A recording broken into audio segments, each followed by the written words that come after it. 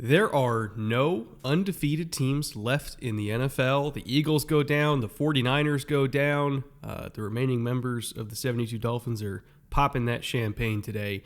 A lot of people said that this was a bad weekend of football. I entirely disagree. It was a wild weekend of football. A lot of unexpected stuff happened. And we're going to try to break it down to the best of our ability. Again, we are recording this on Monday morning before the Cowboys and Chargers game, so we do not have any comments on that game because we haven't seen it yet. Hasn't happened yet. I will say, first things first, EJ, the gods were not on my side. You know, when we filled out our underdog slip where we have one name per game from our preview show, I missed on Gus Edwards higher on 41.5 by literally 1/2 of a yard. He finished with 41. I was on pace to hit on the slip this week, but I think I'm going to miss it by literally 1/2 of a yard. So not my greatest day in terms of picks, but still had a very enjoyable Sunday. How about you? Tremendous day for the line setters. They were right there. I was watching that Ravens game, and Gus Edwards took a 2-yard loss, sort of like it was either late in the third quarter or early in the fourth quarter, and I thought, that's going to crush me. that's not great. But I just let it go, and then I got to the end. I was like, no, he was at 38. He picked up, 3 more yards. Oh, man. It was a very chaotic weekend of football. I would agree with you that it was not a poor weekend of football. It was a poor weekend for officials, and we will talk about that. And I don't mean in one particular game. Usually there's one game that fans are really upset about. There are lots of fans around the NFL, like most fans around the NFL, have a pretty good case to be throwing tomatoes at officials this morning. Please don't throw tomatoes at your officials. It's figurative speech. There were a lot of calls that influenced games yesterday and a lot of non-calls that influenced games yesterday. So chaos doesn't necessarily mean bad, but it was not as expected. We're not going to talk about the game in depth, but the last call on the Sunday night game, Giants-Bills, has a lot of people pissed off this morning, and for good reason. I will also say keeping Darren Waller in the block on 4th and 8 certainly was a decision.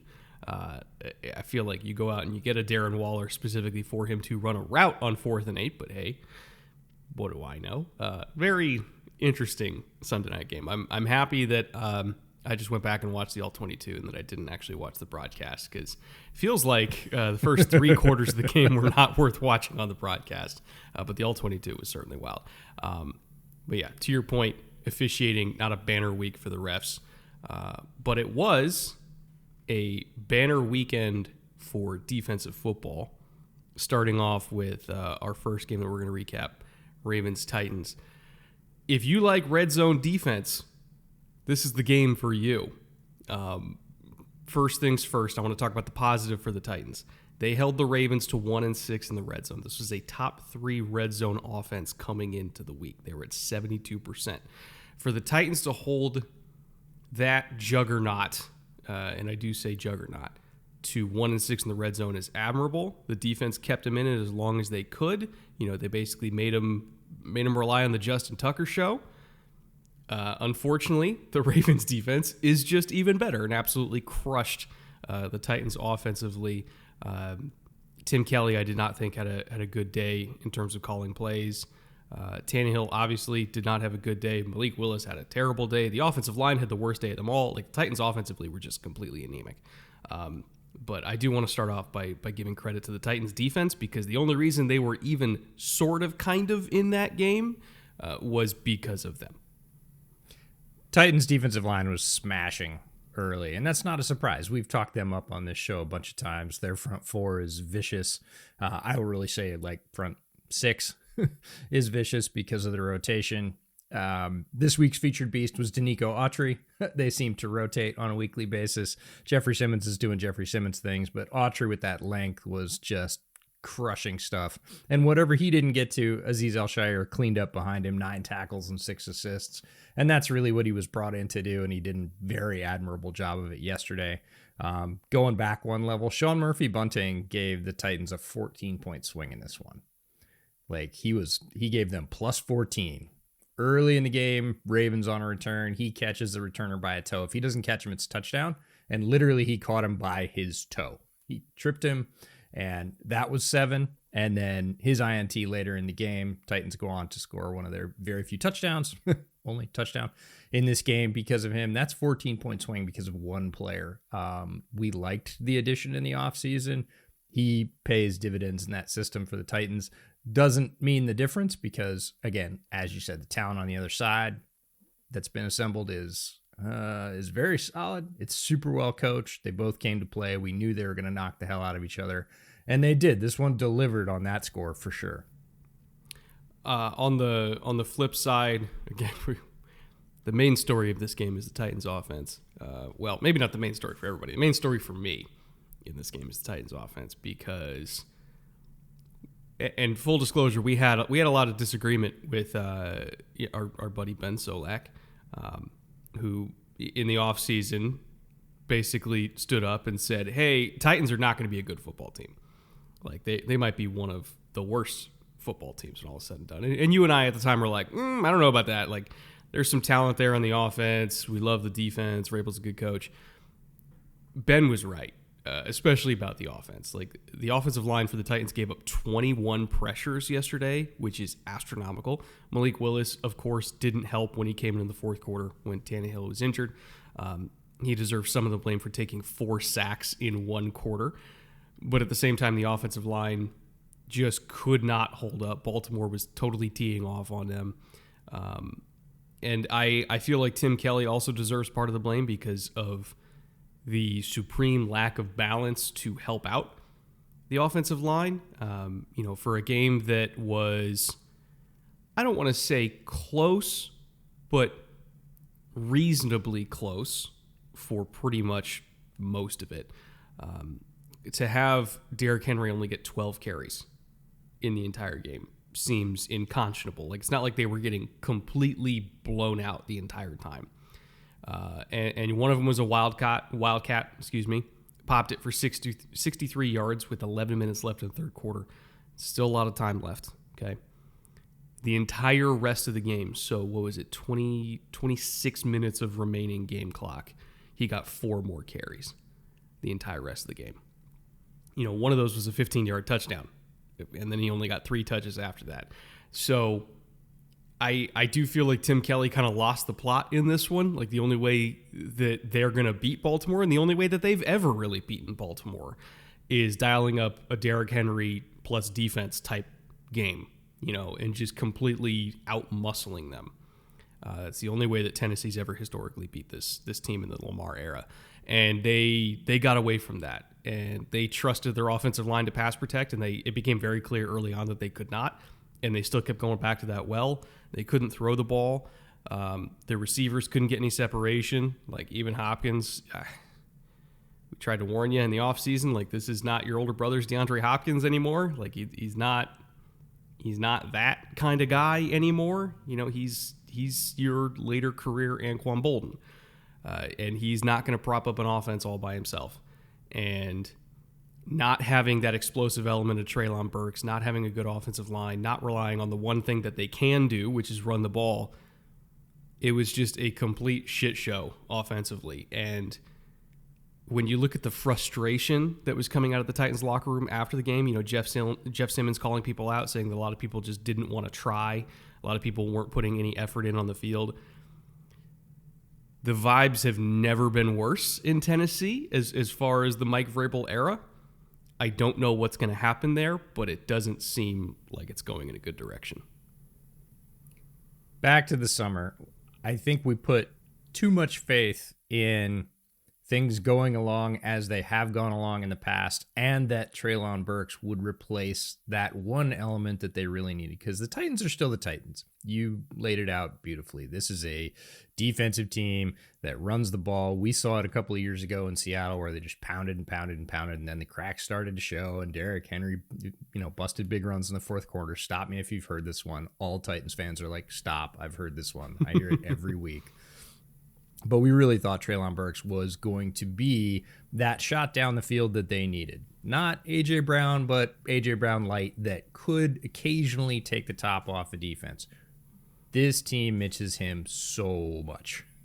No separation, no juice at the second level. Tannehill is cooked. The wheels have fallen off.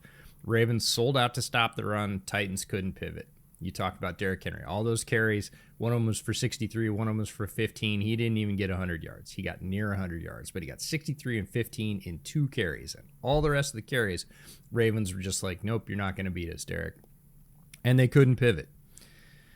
Tannehill left injured. Malik Willis came in. He immediately got harangued into ineffectiveness. Like, I was like, oh, sweet, Malik Willis time. I want to say, I don't want to see this. This is not good. It was bad immediately. He couldn't even set his feet. I mean, to be fair, like, you talked about the pass protection, and there was very little to none of it from moment one, and it got worse from there. He just he turtled up and, took hits and 4 sacks, like you said. Patrick Queen had an impact in this one. I want to talk about that Ravens defense for a minute. I feel like getting Roquan last year took so much pressure off him. I didn't account for this when Roquan went to the Ravens. And he didn't have to be the guy anymore. Patrick Queen drafted high. Everybody bust. He's not playing up to potential. He's so bad. Roquan comes in, all the spotlight, huge contract, everything shifts to Roquan. And I feel like Patrick Queen just had this weight lifted off his chest, and he could breathe, and he could learn from Roquan, and he could go be like a super high-end Robin, right? And he's morphing into a Batman because of it. He's just not one of those, doesn't seem like he's one of those alpha dogs.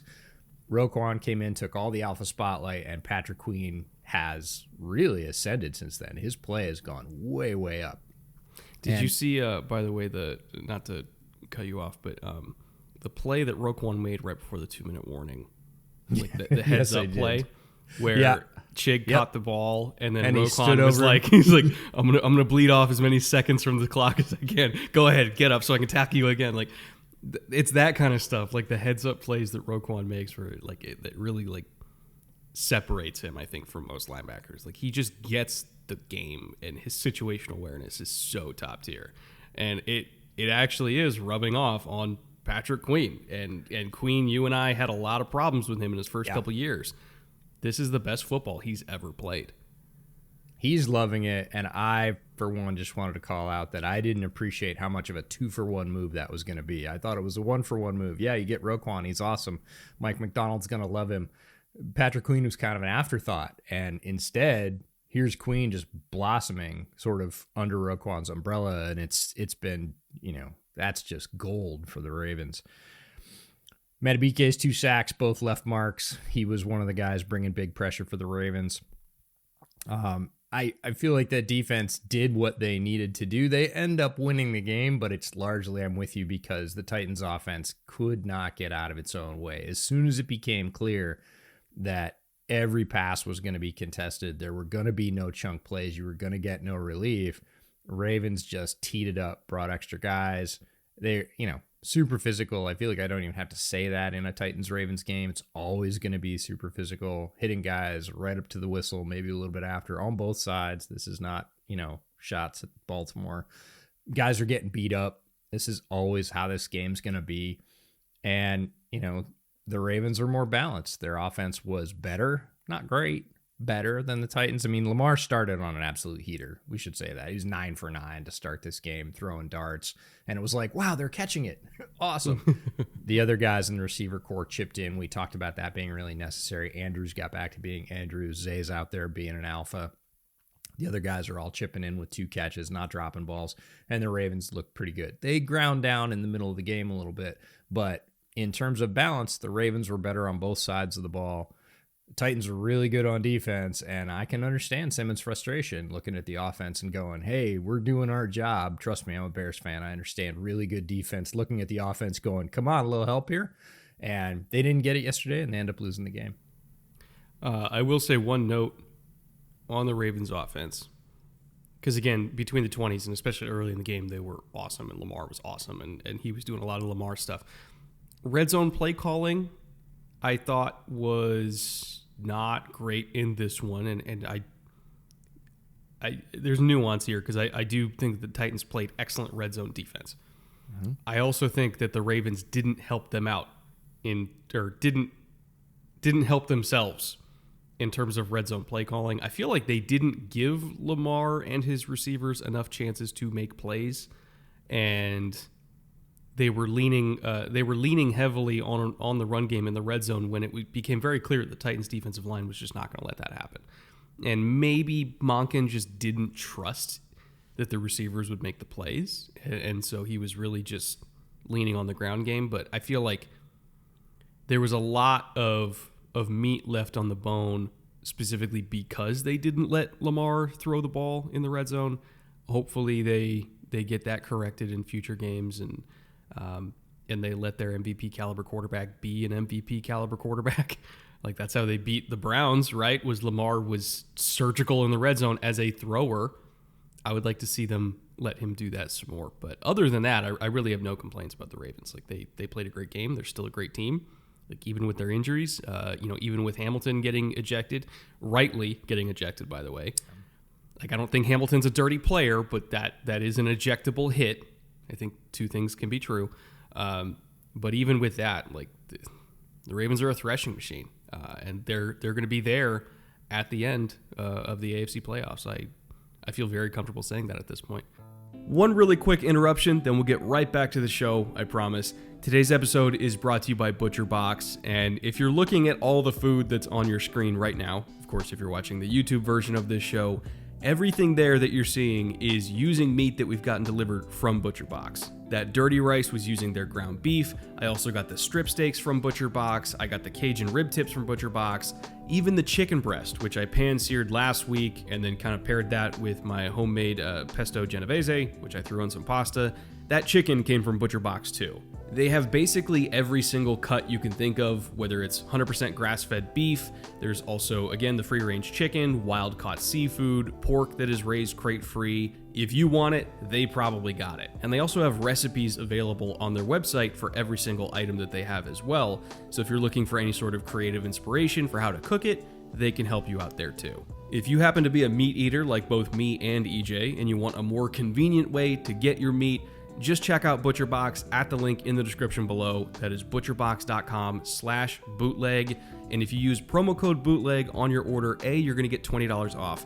But B, and this is the kicker, you're also going to get free ground beef for life in every single box. So as long as you keep that subscription to ButcherBox, you will get 2 pounds of ground beef for free in every single shipment. I want to thank ButcherBox for continuing to work with us once again, because our sponsors help to make this show possible, and our audience supporting our sponsors also makes this possible. So thank you to everybody who's already used our code on ButcherBox and encouraging them to come back, because it really does make a difference. With that, thank you all for listening and watching. Let's now get back to the show. Speaking of the Browns, by the way, the team that the Ravens beat recently, because Lamar is Lamar, they are the first team to knock off the 49ers this year. And I have a lot of mixed thoughts on the Browns, because their offense is so frustrating, especially without Nick Chubb. It is so frustrating, regardless of who's playing quarterback. We've seen 3 different dudes play quarterback for the Browns this year. And it feels like it hasn't really worked at all with any of them, even with their starter, Deshaun Watson, whenever he happens to come back. But their defense is just so utterly dominant that I still don't feel comfortable putting a ceiling on this team. To give context to how good the Browns defense is, they're allowing 200 yards per game right now. They are on pace to be the 3rd team ever in the history of the sport to allow 200 yards or less per game. The last team to do it was the 1970 Minnesota Vikings. That is how ridiculous this team is. And so I want to give Jim Schwartz his flowers for taking largely, not entirely, but largely the same talent that was here on this defense in Cleveland before, and getting the absolute most out of them. And I also want to give credit to the Browns players, because they are all, like to a man, playing out of their freaking mind right now. Like, you look at this Browns secondary, it's the stickiest group in the NFL. It's the most physical group in the NFL. It's the most explosive group in the NFL. It's the best tackling secondary in the NFL. Like, it's absolutely insane, the tape that they're putting out there right now. They've got to sort out their offense, but we're not talking about the offense. We're talking about the defense, and we should be talking about the defense. My favorite thing about this one is Schwartz trusted his dudes. He did not play scared. He was super aggressive in this one. He played mostly man. He said, go out there and knock them down. You're as good as them. Get them. Go get them. I'm going to turn you loose. Go get them. You got to win, right? There was no like, hey, we're waiting. We're going to try and fool Brock Purdy. It was like, no, we're going to man up on people. We're going to go one-on-one a lot at every level, and you guys are going to have to whip today. And they did. He brought his linebackers. JOK got into the action. Like, Schwartz, the guys are digging playing for Jim Schwartz. It's like all the guys in San Francisco, you could see that energy on the sideline when D'Amico was there. You can still see it some. It's not that it's dropped off that much, but like the last 2 years in San Francisco, the defensive guys coming back over after they just harassed an offense into a punt, like bouncing up and down, high fives. They knew they had their number. The Browns defense is starting to play like that. And we've said for like 3 years, this is the most stacked roster on defense in the league, right? They've just continually brought talent in, but they haven't been able to maximize it. And Schwartz just cutting the dogs loose and saying, go hunt. And they stymied, the Giant, right? They stymied a team that we've been talking up all season as possibly unbeatable. And they bloodied their nose and said, no, buck stops here. And they win the game because of that. And I just love how Schwartz called that game. He, even late in the game, burned him a little bit on the very last drive. The first part of that drive, they came right out. There was no prevent. There was no, we're gonna cut time. They were lining up in press, and right up until the penalty that kept that drive going, they had it. And then after that, San Francisco moves the additional 30, 35 yards, gets into field goal range and misses it. But like, he didn't back off. It was the same guy throughout, and it worked for them. That I think you have to play teams like San Francisco and Kansas City like that. You cannot say, we're hoping for a couple of good breaks. You have to go out there and say, we're going to force the breaks to happen for ourselves. And we're going to do that through pressure, through man, and trusting our guys. We've assembled the right dudes. Let's go get them. I want to give some context to Brock Purdy's performance in this game too, against an elite defense on the road in not super great weather. So the 49ers were 3 of 12 on third down. Here's what their actual third downs were. 3rd and 3, 3rd and 13, 3rd and 7, 3rd and 15, 3rd and 10, 3rd and 10, 3rd and 11, 3rd and 10, and then that last 3rd and 2. Jim Schwartz called man coverage on literally all of them. And I was watching the all 22 of it last night. I was charting it myself. Man coverage on all of them. It was mostly one lurk or one cross, whatever you want to call it. One dog, which is just cover one, but with the fifth guy being a rusher rather than playing a whole zone. Or just calling straight up zero. They did that a few times. And these DBs were suffocating all day long. And it was a very different plan than what we saw from Dallas against the same offense the week before. Still a middle field closed coverage, right? Still, quote unquote, protecting the middle of the field, but not really. No. Because if you look at how Cleveland was covering the middle of the field, Brock Purdy's bread and butter, if you're calling one lurk, the zone help is coming from depth. It's coming forward at the intermediate middle threat, right? It's not having to try to guess, it's not like a hook dropper as a linebacker trying to guess where is the guy behind me. It's I have eyes on the guy coming to the, it's a safety coming down essentially, getting eyes on the guy coming over the middle while also having peripheral vision on the quarterback. And so if you have that intermediate middle help coming from deep rather than dropping from short, it's a lot harder to manipulate it, for one. There's way better leverage in terms of how they take away those routes over the middle. And not to mention calling man coverage rather than zone means that the windows are tighter to begin with. And so what you saw was one of the safeties always coming down to kind of rob the middle when they were in one lurk, which was their most common coverage in this game by far. And then the corners on the outside, because they didn't feel super threatened in terms of Brock being able to hit like a really tough skinny post deep down the field, and they didn't feel super threatened about him throwing, way far down the boundary over their head. They weren't really turning their hips. They were playing outside leverage and just keeping their hips pointed at the receiver and just waiting to break on like speed outs underneath him or curl routes underneath him and everything like that. They had no fear of the deep ball at all. And so the outside corners were playing it super aggressive. The post help was basically like, go ahead, try it, I dare you. The intermediate safety was coming down, taking away all the dig routes and everything that they normally like to throw. And it left Brock with really nowhere else to go because those are the throws that he excels at.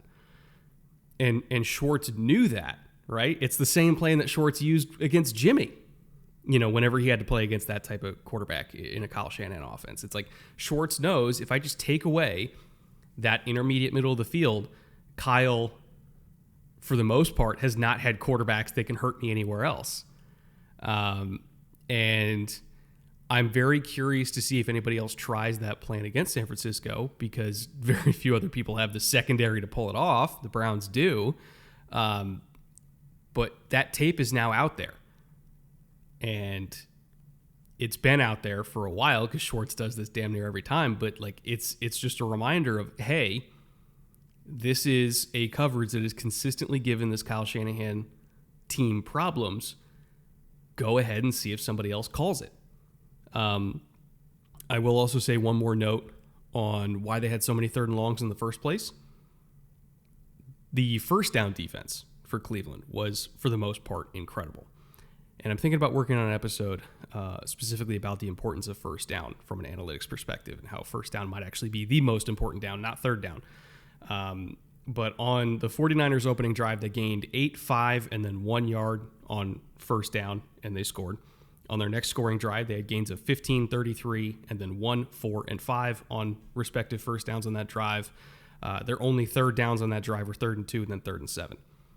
And then on their last scoring drive, it was literally one play on first down, which was that crack toss for an 8-yard TD. On their non-scoring drives, their first downs were a loss of 8, a gain of 2, a gain of 0, loss of 3, gain of 0, gain of 0, loss of 10 on a penalty, and then a gain of 0 on 1st and 25, which ultimately led to a 3rd and 20, a gain of 0, and then a loss of 11. So winning on first down against this 49ers defense, or 49ers offense, put Brock Purdy in an even bigger hole because he might not necessarily have the gun necessary to dig them out of it. And I feel like, again, Schwartz had an excellent plan in terms of, hey, let's be super aggressive on first down. Let's get them behind the chains because we don't think they can get out of that. And then on third down, call man, take away the middle, make Brock Purdy beat us deep down the field and deep down the sideline. Couldn't do it. And you have a recipe for a loss. Like, it was a brilliant, brilliant game plan, a brilliant performance by the players. Again, I don't know if anybody else can replicate it, but like this could be a problem for the 49ers going forward if somebody else can replicate it. I think to your point, it will slow some folks down. I'm not sure it'll help because even with that and a couple other things I'm going to talk about on the San Francisco offense, they still should have won the game. Their kicker missed the kick at the end. They Theoretically, were in reasonable range, even though San Francisco struggles when CMC is hurt. He is the spark plug of that engine, and we've seen it since he arrived with his usage, both in the run game and the pass game. He is the straw that starts stirring the drink. He's not the only guy there, but he is the primary guy, and he is the first guy. He went out. When he goes out, they rely heavily on Debo to bring some of that diversity back to their offense, both in the run and pass game. Debo goes out. So really, the next guy in line is Ayuk in terms of production, in terms of focus, in terms of whatever else. And at that point, Schwartz was like, cool. All I have to do is sit on top of Ayuk and not let him go vertical. Neat. All right, that's not going to beat me, right? I might give Kittle a seam, but I've got athletic linebackers to run with him. So I don't feel terrible about that either. I'm feeling pretty good at this point. Like the variety, the diversity, the change of pace that I really wanted my guys to worry about, and I'm sure prepared them for all week, they're off the table. Like both of those chess pieces are off the table. They're in the locker room. I have one thing to do now, and I'm feeling really good about it. Let's go, guys. And that was when he really went to man and press and said, look, I don't think Purdy's going to hit hole shots over my head all day and beat me. So I come out of this game mixed about Purdy. We said this might be the week that Purdy really has to put a team on his back. He hasn't had to do that. Let's see what happens. I kind of come out going, I'm not sure about that. Like, I mean, again, the last drive was okay. Like right. he got him there, and people want to say, oh, he's a yak merchant with Ayuk, and it's like, I mean, he threw the correct read, and Ayuk paid it off. And then he had another slant off a switch release, and he threw it to Ayuk, and he paid it off, and like he threw the quick out from the far hash to convert on 3rd and 2. Get him, like he got him there. He didn't do it the rest of the game, but he got him there. So like I also have mixed feelings. We're like, I don't know what to think about this. Yeah, without their vaunted run game, the spotlight shifts to him. That last drive was good, but he got massive help from a penalty. That drive stalled in the middle. They were out of field goal range. They were in desperation heave range, and he gets bailed out on a penalty. I'm not saying it was a good penalty or a bad penalty, but that's not Purdy, right? Like, that's, again, some help. And so it's not a, see, Brock Purdy didn't do it, or a, I told you he could do it. It's a, I'm still not sure if he could do it. He played okay, but overall he's 12 for 125 with a TD. That's not going to get it done versus most teams in the NFL. And you sort of, it's not an awful performance. Again, they were in position at the end of the game to win it, but it's not a, oh, I feel really good about it, and I'm sure either. So I came with questions, and I leave with questions. I think the only thing that we know for sure about this game is that the Browns got problems offensively when not even just when they have backup quarterbacks in the game, because DTR threw 3 picks, and then PJ Walker didn't look great either. They also have problems when Deshaun's been in the game too. Like, to be fair, not even fair, equally critical of all the Browns quarterbacks this year. But speaking just specifically about PJ Walker in this game, I think you and I can agree that if Deshaun is missing a extended period of time for what's going on with it, I think it's shoulder, if I recall correctly, the Browns offense is in significant trouble, because I did not see anything from PJ Walker in this game that gave me confidence that they'll be able to score that many points. PJ offered up the full PJ experience in this one. And he was most recently a Bear before this, so I understand. I was excited about that addition. I thought he was going to be a very good backup to Justin. Throughout the preseason, I had deep concerns, to the point that I was not at all surprised when they let him go. He made a bunch of great throws to give his guy a chance. He left a bunch of throws well short. And he sprinkled in just enough cover your eyes, turnover-worthy plays where you go, what are you doing? Like, that's PJ Walker. Some great stuff, some awesome mobility, some why didn't you hit that, it was open, and then some holy crap, what are you doing, thrown into triple coverage moments where even he goes back to the huddle and he's like, shoo, I'm really lucky there. Like, he had that look on his face, and that's the whole bit with PJ Walker. So yeah, if you're a Browns fan and you're leaning on that for your offense, not great. On the plus side, Jerome Ford had a great day, and he looked really good against a defense that has been dominating versus the run. It's a very validating day for him as a pro. He came out against a very good 49ers defense and put up a very good, very strong day. That's a good thing if you're a Cleveland fan. The one thing I can't wait to go back to and pull apart that I didn't get a chance to yet is Myles Garrett versus Trent Williams reps. Like, pure football candy. I'm going to spend some time this week focusing on just those reps, because it doesn't get any better than that, folks, on either side. So no, it's literally best on best. Best left tackle in the game, best edge rusher in the game. Steelers fans, don't come for me, but Myles, if you're looking at Myles' pass rush win rate and double team rate this year, he is, even by his standards, he is on a completely different planet this year. And so I'm really looking forward to going back and watch that myself. But yeah, overall takeaways from this game are Browns defense might be historically good. Browns offense is mid as all hell. And when their quarterbacks don't turn the ball over, i.e. in the Pittsburgh game, or DTR throwing 3 picks, I don't know if anybody can beat them because their defense is that good. When their quarterbacks do turn the ball over, PJ also threw 2 interceptions this game, by the way, they are incredibly beatable because there's only so much that a historically elite defense can do when you give them the ball like in your own red zone. So we will continue to monitor the Browns as the season goes along. If their offense can just be average, they will absolutely be an AFC contender against anybody. I truly hold firm to that. But until further notice, I don't know. I guess we'll see. Speaking of dominant defensive performance, by the way, Jets defense knocking off the other unbeaten NFC team, the Eagles. I came away with less questions about the Eagles than I did about the 49ers, mainly because, you know, a lot of what happened to the Eagles in this game was fluky's not a good word. Weird, just weird, like not stuff that you normally expect to see on a week-to-week basis, right? And again, I don't want to call this game a fluke, but it was definitely one of those where if the Eagles and the Jets play each other 10 times, the Eagles probably win 7 of them, and this just happened to be one of the 3. But it was a series of unfortunate events from start to finish for the Eagles.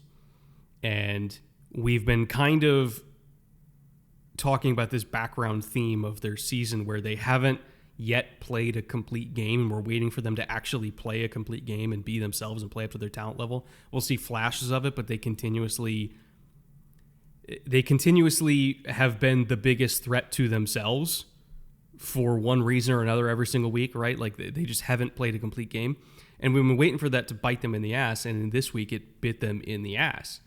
You know, when Lane Johnson went down, we saw Jack Driscoll give up 6 pressures after that and directly lead to 2 stalled drives by himself. One was that sack at midfield on a very promising drive that probably could have scored. Completely shut down that one. And then on Hurt's second interception, it was Driscoll that got beat by Jermaine Johnson. His arm got hit.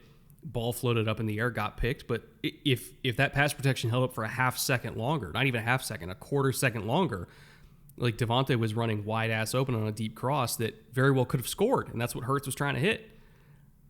And even if it didn't score, it would have got inside the 10. So that's a big swing, you know, to go from potentially a 40-yard gain to a turnover.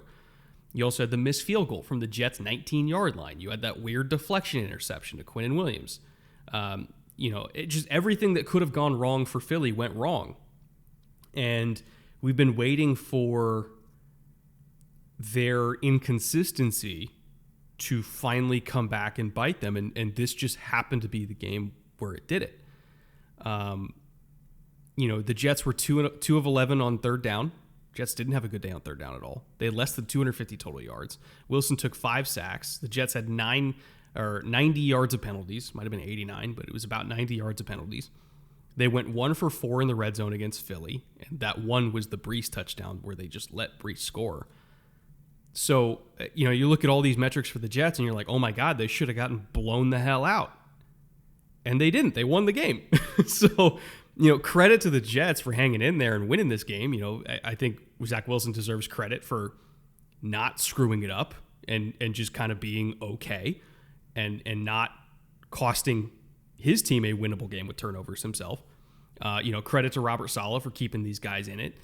Credit to the Jets for winning. But, I mean, my God, the Eagles just completely what's the word? Imploded. You know, and I think that they really got to take a hard look in the mirror because they've been flirting with this for about a month now. They've been flirting with a result like this for about a month because they just consistently have gotten in their own way, and it finally cost them a rather embarrassing loss, truth be told. Like, this loss is embarrassing. And they really got to get this shit cleaned up, because if they don't, what are the Niners going to do to them? Like, the Niners would have beat them by 30 if they played this kind of game against San Francisco. So, yeah, like I come away less concerned about the Eagles because I know that the reason why the Eagles lost is less, I don't know if this is a word, replicable, whatever the word is, like replicable. Like, the Eagles' loss is less replicable than the 49ers' loss, but at the same time, I feel like we've been seeing this kind of game from the Eagles every single week, so maybe it's not. I don't know. What are your thoughts? I don't disagree about the Eagles have been flirting with this. I think the themes that carry over from the last game we talked about are incredibly good defenses, and there were two of them in this game. The Jets' defense, I'll talk about at length because they deserve everything for this. And the Eagles' defense was also really good. And kickers. Like, kickers helped a lot. Officiating was a big deal in Browns 49ers. It wasn't as big a deal for Eagles Jets. The stat that blew me away in this one is that the Jets have never beaten the Eagles. These are two franchises that have been around for how many decades now? And this is the first time ever. I was like, that's okay. crazy. So when you're saying 7 out of 10, I'm like, isn't that more like 9 out of 10? Because they've never done it. But this was Ravens-Steelers part 2. This was Ravens-Steelers a week later. We saw this game a week ago. Neither team's offense could get it going. You talked about all the reasons that it didn't get going for the Eagles. I think whatever pixie dust got sprinkled on Zach Wilson for that 1 week has clearly washed off, and playing the Eagles defense will do that to most quarterbacks. But the Jets D made this happen, like, including setting up the final score, just like the Steelers last week. This is that game all over again. Jets offense, largely impotent, but their defense was amazing. 2 sacks, 3 interceptions of Hurts. Pressure turned one of the typically safest QBs in the NFL. And I will say that, even though the Eagles have been flirting with not being explosive and whatever else, Jalen Hurts is not the guy typically that's going to lose you the game. He's not going to go out there and have 3 interception, 4 interception game. He's not going to have a 2 fumble game. Like, that's not him. And the Jets defense basically kind of turned him into that guy, because the Jets defense is really good, and I want to credit them for that. And they did it without their top 2 corners. I'm just going to say that again. Like, the Jets did this to the Eagles without their 2 starting corners. Like, Jeff Olber's for president at this point. Like, that's amazing. Before the game, I put out a tweet. I said, look, man, Eagles wide receivers are going to eat. And A.J. Brown deserves mention. That guy is eating every week. He has ascended to a higher plane. If you were talking about the top wide receivers in the league and you get deeper than about 4 and A.J. is not in the conversation, I don't want to hear it anymore. Like, he is playing with so much confidence right now that he is eating against everybody. Forget top corners, in or out, doesn't matter. He is getting his every week. But Philly should have steamrolled the Jets. You're right.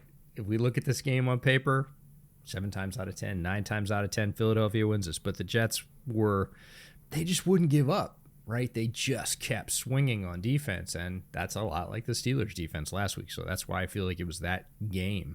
And the Eagles' inability to run was really important. The Eagles always have that in their back pocket with that Jeff Stoutland coached offensive line and Jalen if you need him, and just that scheme, brotherly shove, whatever.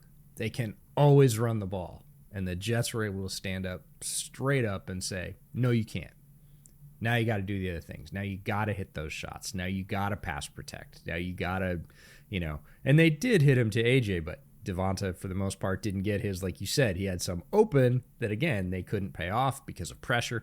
That's on the Jets defense. The Jets defense was so exceptional in this one.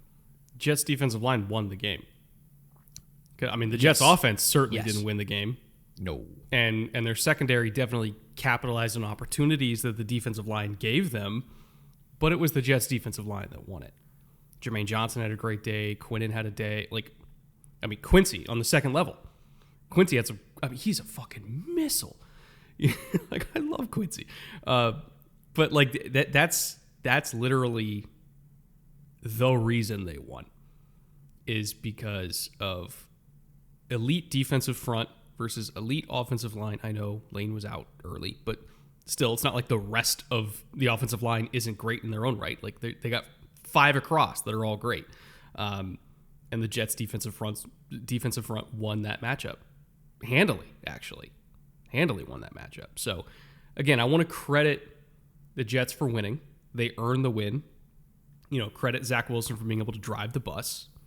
I wouldn't say he was good in the game, but I also wouldn't say he was bad, so that's fine. The rest of the team is good enough that they can win as long as Zach Wilson is fine, and he was fine.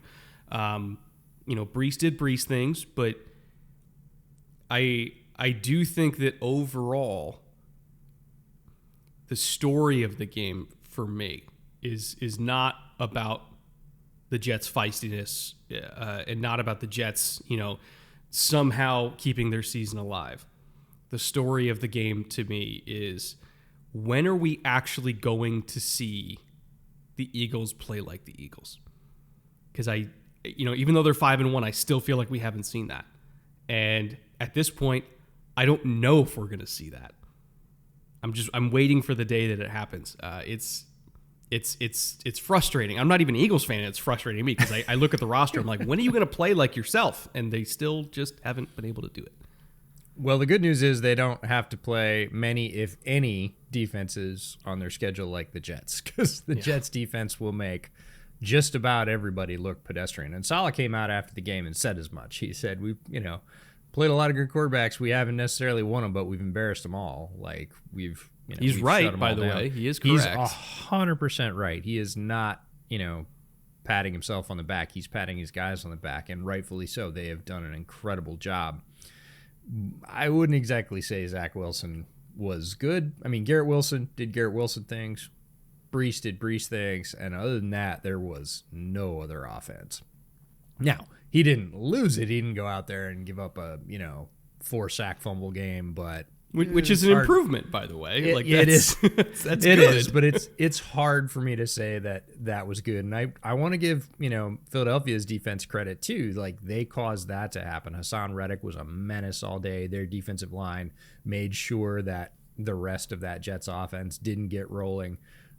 They did everything they could to make sure that this game was very winnable. I'm with you. We haven't seen Philadelphia click, but I'm going to sort of go glasses half full on that and say we haven't seen them click.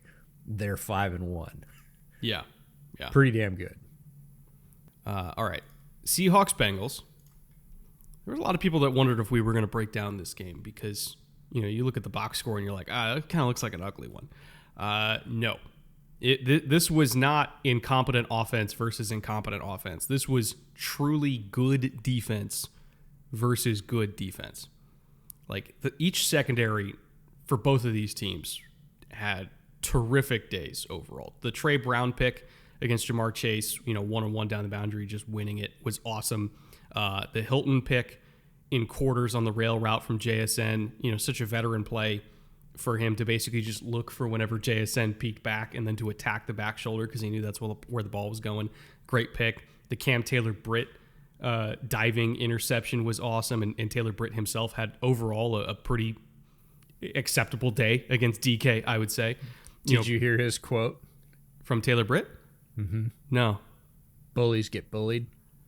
They were going at it throughout the day, and DK, of course, had a DK-ish type penalty on him because DK gets feisty sometimes at the exact wrong moment. That is something that's kind of plagued him throughout his career, and Taylor-Britt definitely got under his skin. But in front of Taylor-Britt, the Bengals pass rush was absolutely relentless, especially late in the game. The Seahawks pass rush was equally relentless. Neither team was good on third down. Seattle was 5 of 12. The Bengals were 3 of 11. You could argue, and when I went back and I looked at the All-22 late last night, you could argue that Geno missed a read on the last series, on the second to last sack that he took. He left DK too quickly, in my opinion, on first and goal. He kind of saw DK slow playing the release in terms of the fade. He kind of got up there and he grabbed the corner and kind of slow played it and then kind of shot around him. And I feel like Geno left him too quickly in his progression. And then you saw kind of Geno glance back at him, but by the time he did, and DK was coming wide ass open, right? And by the time he glanced back at DK and saw he was coming open, the pressure already got there. So I feel like Geno, that's one that he would want back because that was potentially a game-winning touchdown. And then, of course, his running back was wide open in the flat on 4th and goal too, but the pressure got there too quickly.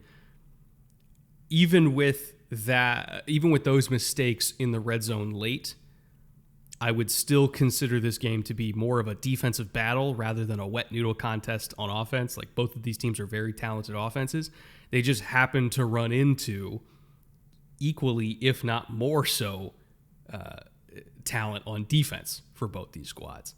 In the end, Cincy just made enough plays to win, especially on the defensive line. The narrative coming into this game was that the Bengals' run defense was very soft, but they only allowed 3.5 per carry in this one. And if you take out Walker's one long run, they averaged 2.7 on the ground. So, this was a statement game for the Cincy defensive front. It was a statement game for the Cincy secondary. And I think, the Bengals defense deserves a lot of credit for delivering them this win. It was a season-defining win for me, for the Bengals, to start out in the hole that they were in, to now climb back and be 3-3, and actually have a shot here to correct their season. Like this was a season-defining win, and it came on the back of that defense. And all credit to them for pulling it off. Like, it was a very, very good game for them. We talked about in our preview show that this was going to be a struggle for the Seattle offense, that Waldron was going to have to come up with some answers versus Anarumo's defense, and it was. Game was a legit seesaw. It was 7-7 after 1, 10-14 after 2, 13-14 after 3, and ended up 13-17 at the end. Talked about Cam Taylor-Britt. He was big in this one, literally and figuratively. Holding DK under 70 without a touchdown, I'm fine. I'm sure Anarumo and Cincinnati are fine with that. Like, take the big play receiver and make sure that he doesn't have a huge impact. We're cool with it. Also frustrates DK, as you said, into those dumb penalties, and he's just going to do that. It's a feature, not a bug at this point. You're totally right. The Bengals bottled up the Seattle run game. You talked about it. Seattle tried. Like, sometimes we say they bottle up the run game and the other team quit. No, Seattle had 25 rushes in this one. They didn't. It's not for lack of trying, but came away with under 3.5 a carry. I'm going to call this the DJ and BJ effect. That's Reeder and Hill. They were stumps all the way along. Made sure they couldn't get runs through the middle. Bengals had plenty of pressure. 4 sacks, especially at the end of the game. This is interesting stuff on Geno at the end of the game. 6 of his 13 QB hits came on just 13 red zone snaps. So 50% of the hits came on 33% of the dropbacks. The result of that, he was 3 of 10, 17 yards, and a pick. It's crazy. So you want to talk about Anarumo dialing it up when it counts. Again, we talk about defensive coordinators who can pull the lever at the right time, keep points to a minimum. Like, Anarumo is an absolute master of that one, and he won this matchup. We talked about he and Waldron going at it. Waldron got smacked in the mouth, and he, in my mind, kind of failed to adapt. He didn't put Geno on the move when it became obvious that the pass pro wasn't great. By the way, Seattle wants their right side back. Like, hey, universe, yeah. They want their right side back right now, because it's amazing that they competed as hard as they did in this game without those guys there. In my mind, Waldron needed to choke up more. And I mean, like, choke up on the bat. He needed more quick hitters. He needed more quick answers. And instead, he left the sort of slower developing, you talked about it a little bit, concepts in, and Cincinnati took that extra time to get home. And that was a major strategic kind of blunder for me with Waldron. It's like, hey, you're getting smacked in the mouth.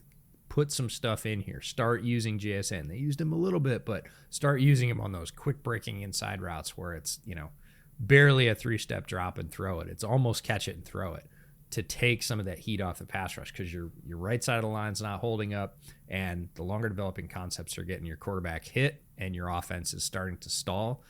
Come on, man, flip. And he didn't flip. So in my mind, Anarumo ends up winning this one, and the Bengals end up winning it as well. Yeah, I would say that I have no concerns about either of these teams going forward, because I believe in both of their defenses, and I also believe in both of their offenses on the whole. Like, Joe Burrow we didn't even get to talk about this. Like, again, I know he didn't have like a huge day, and Jamar Chase was kept to like 80 yards, which for guarding Jamar Chase standards is good. Burrow's mobility is 100% back. Like, he's good. Like, he's fine. Like, you saw there was a 3rd and 10 where he was running for his life up and down. He ran like 50 yards just to throw for like a 3-yard gain on 3rd and 10. And I was like, all right, yeah, Joe's fine. That was the 4th longest time he held the ball in his career. That was only number 4? That's what's even more surprising. He was running around for like 8 seconds. 10. That's incredible. Yeah. But I don't have any concerns about their offense going forward, because clearly Joe is fine.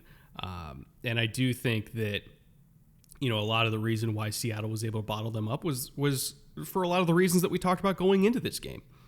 And comparing it to the Arizona game, Arizona was just offering up free releases all day long, so Burrow could basically just catch it and throw it because Jamar was not being challenged.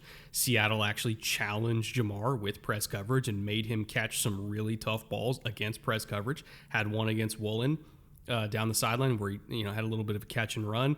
And then, there was a snap against Quarters where he had another big catch and run where they kind of hit like a little bender behind the hook zone player. But for the most part, they were challenging Jamar and saying, go ahead, beat us against press man.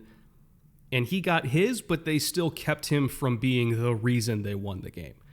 So, in a way, the prediction that we had for how Seattle was going to play them was correct, because the Bengals didn't have a huge day on offense. But at the same time, the Bengals defense was just better. So that's why I don't really have concerns about the Bengals going forward, because the Lou Anarumo defense is for sure all the way back. And the offense, from a Burrow mobility standpoint, is going to be just fine as well. So Cincy is Cincy again. Seattle is, for the most part, Seattle again. Both of these teams are going to be fine. And they got pressure. Seattle, we talked about Seattle's pressure being a big part of their ability to influence this game, that they were going to have to bring pressure, and that was going to be difficult because Cincinnati was the 2nd lowest pass pressure rate allowed in dropbacks for weeks 2 through 5, and the Seahawks got home. Mm-hmm. Like, Boye Mafe is coming into his own. We highlighted a couple other players. Clint Hurtt's rush packages all year have been really good, and they worked against Cincinnati. If they worked against Cincinnati, folks, they're going to work against anybody. Again, that was the 2nd lowest pass pressure rate, weeks 2 through 5. Cincinnati's been very good at protecting the passer. They needed to, especially with Joe hobbled. Seahawks got to him anyways. Like, Clint Hurtt is dialing up pressure that will get to anyone, and when you have that secondary, that's that pressure and coverage combination. Hawks are going to be able to play down the stretch. It should be really encouraging. I know it's a loss, Seahawks fans, but you went toe-to-toe with one of the best teams in the NFL. I know the record doesn't say so, but talent-wise, and had a chance to win the game late. Like, that's as good as you can hope for. Our final game of the day, Lions Buccaneers. Of course, I'm wearing my Lions crew neck from Homage to celebrate. By the way, as good a transition opportunity as I'm going to get. If you're also interested in getting officially licensed NFL gear for all 32 teams, whether it's crew necks like this one, or T-shirts, or hoodies, starter jackets, whatever you want, in addition to some other stuff, like I got a Legend of the Hidden Temple crew from them last week, because I'm a millennial and grew up on that damn show and I love it so much. But they have a whole bunch of different like pop culture shirts and hoodies and everything like that, but especially the NFL stuff. You can head down to the link in the description below at Homage. Anything you happen to buy from them, if you browse their catalog and like something, directly benefits the show. We get a portion of that purchase. So hope you guys do that. And it's Starter Pullover Day. They launched today. So speaking of nostalgia, if you're into the NFL and you're around in the 1990s, the Starter Pullover jackets are about the biggest nostalgia hit you're going to be able to get. They've got them for all teams. They are launching today, Monday, 10/16. They're going to go quick. If you want one, get it. Go ahead and use that link in the description. Benefits the show, and you'll have that sweet, sweet gear that you always wanted when you're a young fan watching the NFL. The Bucs one, by the way, is creamsicle, which the Bucs did wear the creamsicles in this game, and they are so good, EJ. They're so and they good. decorated the entire stadium. They had the whole stadium all dripped up in all the 70s stuff. They had players arriving in like 1970s era muscle cars. Like they went all out, and it was, man, flipping it on and seeing the creamsicles on the field again. I know there's a lot of Tampa fans out there. Our buddy Trevor Sikkema and Luke Easterling and a whole bunch of guys that grew up on Tampa football were just that yesterday was their day in the sun. I understand that in the combined time when they brought him back like 10 years ago and when they brought him back, like they're 1-4 in the creamsicles. I don't care. Like I would keep using them every single year. They're so good. They're so good. Eventually they're going to win in this. Like eventually. They've lost 4 straight in them, but eventually it'll be good. It's like you betting on kickers. They just happened to go up against the freaking Lions. I know. You know, when they wore them. And the Lions, many people now firmly believe are the most complete team in football. And to be honest, I'm not sure I disagree. Like if we're looking at the combination of, vertical explosiveness on offense, the ability to control the ball on offense, in addition to having a not even borderline elite, but straight up elite defense, especially on against the ground game, all while dealing with significant injuries, you could very easily argue that this is the most complete team in football. Like nobody else has as few holes as them. Even San Francisco, even Philly. Like it's absolutely absurd what they've been able to do, again, considering their injuries. Like it speaks to their depth. They've won 4 straight games by 14 plus points. First time they've done that since the 50s. This is a truly amazing football team. And I don't know how far they're going to go. Like I picked them to go to the NFC Championship game just kind of like on a hope and a prayer. They might be even more than that. Like that's how well they've been playing. Lions preseason hype was well aimed. Like you said, it was our second summer preview episode, I think, that we put out. It was the first one to crack 40,000. We were like, wow, like Detroit's hyped on the Lions this year, more so than I'd ever seen.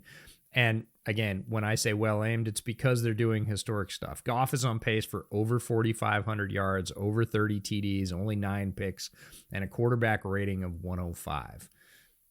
I said earlier, if you don't have A.J. Brown in the top receiver conversation, I don't want to hear it. If you don't have Goff in the top quarterback conversation right now, and I don't just mean for the NFC, like you have to acknowledge what he is doing in the second year of the Ben Johnson offense as league leading. He is driving this team. He did it without his primary receiving threat for the last couple of games. Amon-Ra St. Brown came back. You saw how big of a difference that made. He, stepped right back in. Goff's completing 70% of his passes, and it's enough that Campbell put this one in his hands. And now think about that from when Goff arrived with the Lions and Campbell too, to now that Campbell, after the game, knew that the Lions were struggling with a run, and he said after the game, he was in a rhythm, in a groove, and we really just felt like that was the best way to move the football was to put it in his hands. Like Campbell handed this one to Goff and said, look, my ground pound run game is not working. I need you to go win this thing for us. And Goff was like, okay, and did it. That's a huge transition. That's another stage of development the Lions needed to get to, and they're there now, and that should be scary for any future Lions opponents. They were averaging 1.8 yards per carry. They could not run the ball. They're down a couple running backs. Again, extremely injured team. Monty got hurt. Gibbs is hurt.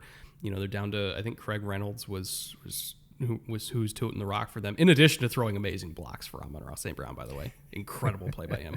But they were averaging 1.8 yards per carry and still held the ball for 36 minutes because of how insanely efficient Jared Goff was. He threw for 350, had no turnover-worthy plays. They were 9 of 16 on third down, which is excellent. Like if you average that over the course of a season, that would have been literally the best third down rate in the league because 50%, anything over 50% is extremely good.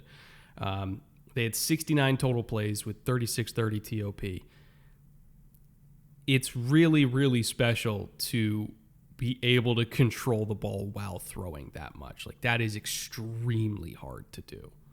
because you have to be so precise, you have to be so efficient, you have to make literally zero mistakes. And to be able to do that while also having that vertical explosive element with Jameson Williams. We had a Jameson Williams sighting in this game, having an amazing deep ball touchdown where he kind of like turned over his shoulder, then turned around, then adjusted back the other way. Like, great adjustment by him. It's so easy to see why people see this as the most, not just complete offense, but complete team. Like, they've held teams to 68 yards rushing per game going into this one, a top 3 mark in the NFL. They held Tampa to 46 yards rushing. And I know it's Tampa, like, they're terrible at running the ball, but like, some teams accidentally run for 46. Like, they might be the number 1 rush defense in the entire league this year. Tampa did have their opportunities. They were 2 of 12 on third down, partly due to Baker just having a ton of accuracy issues, especially down the field. But, they still got more pressure as a defensive line, even with their injuries on the defensive line. They still got more pressure on Baker than he's used to seeing. If you look at the first 5 weeks of the season, or technically 4 weeks of the season for Tampa, they were the second most efficient offensive line in terms of pressure percentage allowed at 22.1%. Detroit got 30%, which is around mid-pack in the NFL. So making the second best by efficiency pass protection team in the league look average, even while having guys on IR, that is a statement. Benito Jones and John Kaminsky being unsung heroes in this one, just teeing off on Cody Mauch over and over and over again, combined for 7 pressures. That is a statement. So to have this dominant defensive line performance, a dominant performance from Jared Goff, a Jameson Williams sighting, Amon-Ra doing Amon-Ra things, special teams playing well. Like, where's the weakness? I don't know if they have one. Even with the injuries, I don't think they have a weakness, and that is so incredibly special to see an NFL team that really doesn't have a yeah but to their game. I don't think they have a yeah but. Getting great contribution from their rookies. Obviously, Sam Laporta blowing up the tight end rankings throughout the NFL. Jack Campbell, Brian Branch before he got hurt. This is a good team with both established veteran talent, young talent. They're getting healthy again, which should scare everybody. Williams, that was such a Williams play. That's like why Detroit drafted Jameson Williams, is we need an explosive, over-the-top element. He lined up in the slot and just climbed all over the slot defender and just walked away from Goff. Was like, hey, you're even. I'm throwing it to you. Goes up, wins the ball, touchdown.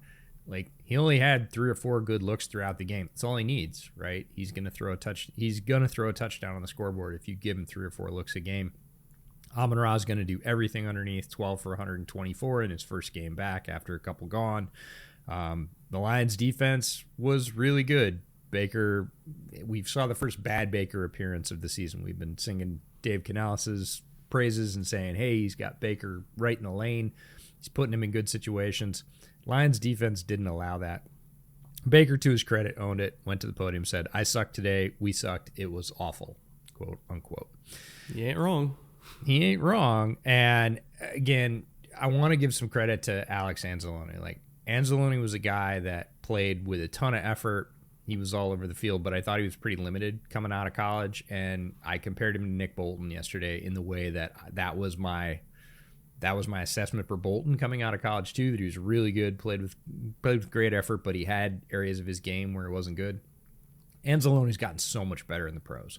He was everywhere yesterday for that defense and affected the game at all levels. Run game, pass game, pressure, everything. He is playing as well as he ever has as a pro, and the rest of the defense around him also playing really, really well, down to the unsung heroes that you mentioned. And I'm with you. Detroit is a powerhouse of a team right now. All right. Let's get out of here. We'll see you guys on Thursday for the TNF live stream. Thank you to our executive producers, Marat, Consti, Andrew, Liam, Connor, and Mike L. We appreciate all of you once again. We'll see you in a few days. And until then, later.